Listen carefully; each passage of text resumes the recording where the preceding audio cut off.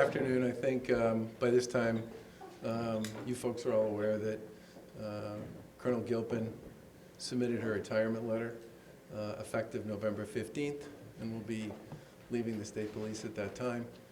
I want to thank her for her 25 years of service to the Commonwealth and especially for her work as colonel over the course of the past 2 years.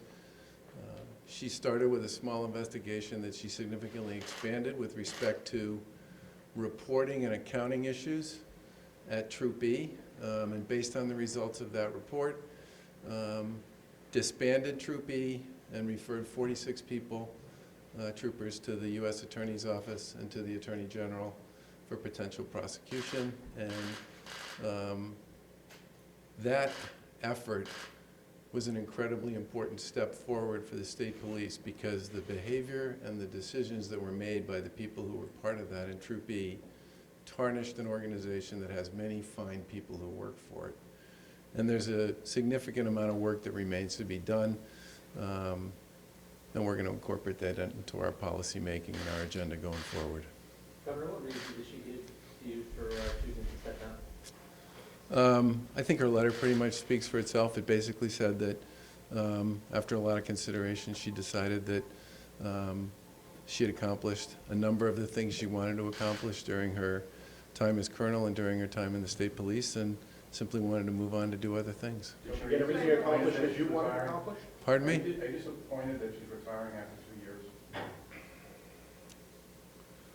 I can't make decisions for people like that. I mean, the biggest challenges that she faced, in my view, coming right through the front door, were dealing with probably one of the most significant scandals in the department's history.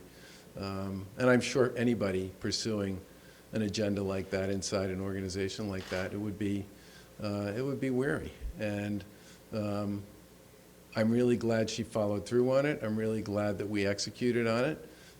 I said at the time when the initial report was released and the recommendations we made followed on that it was a stain on the state police.